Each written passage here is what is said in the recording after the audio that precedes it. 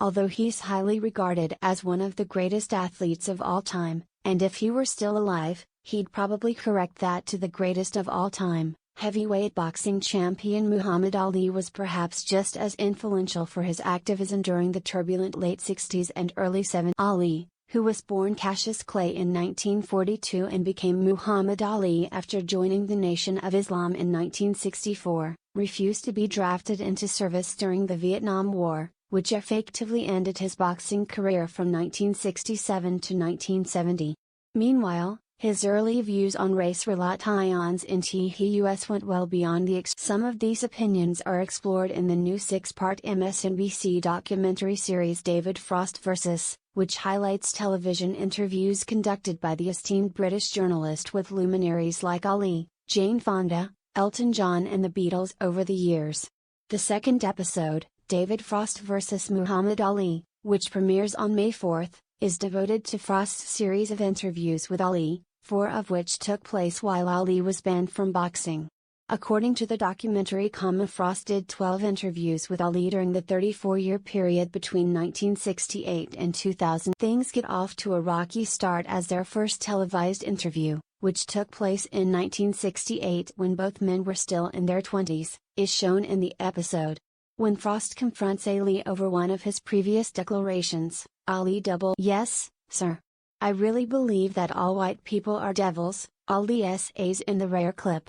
"And you think I'm gonna get on this TV show and deny what I believe? No. I believe every bit of it." Frost challenges him on the accuracy of such a blanket statement and counters that every race has good and bad people.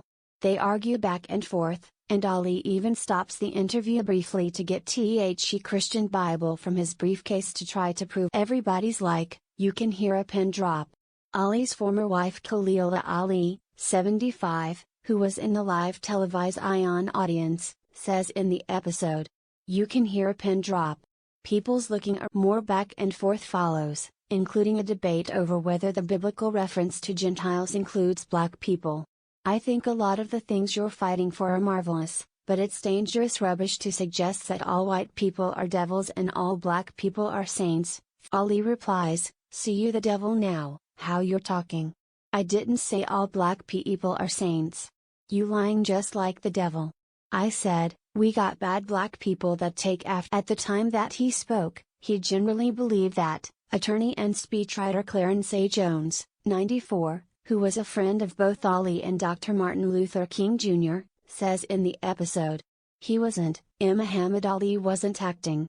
The majority of black people, we love him, we respect him, but on this matter, we don't agree." The argument between Frost and Ali continues, touching on black excellence, black coffee, integration and the infamously segregationist Alabama Governor George Wallace, who unsuccessfully ran for U.S. President in 1968.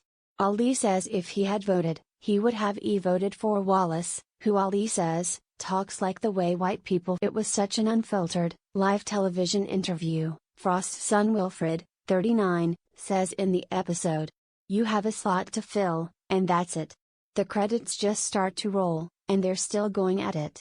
Clearly the two had unfinished business. Related, Muhammad Ali's 9 children, all about the boxing legend's sons and daughters. They certainly did. In 1969, Ali did his next interview with Frost, who noted his more gentle demeanor.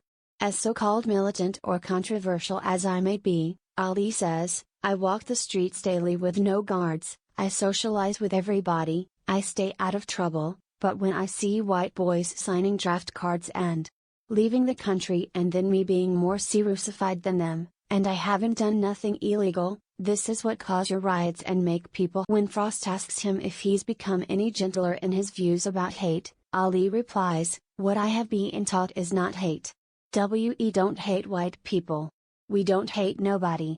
Obviously, I know you better now." Although the focus of David Frost vs. Muhammad Ali is mostly on Frost and Ali, it includes snippets of Frost's interviews with other black VIPs, including Olympian Jesse Owens, activist Jesse Jackson, politician Shirley Chisholm and Black Panther founder Huey P. Newton, as well as musical guests like Roberta Flack, Nina Simone, Stevie Wonder, and Shirley Bassey.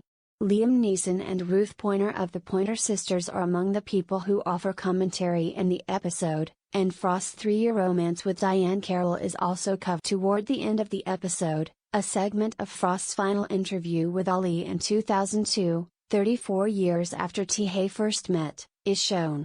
Frost, who died in 2013 at age 74, was portrayed by Michael Sheen in director Ron Howard's Oscar-nominated 2008 film Frost vs. Nixon, which covered a series of 1977 interviews Frost conducted with disgraced former U.S. President Richard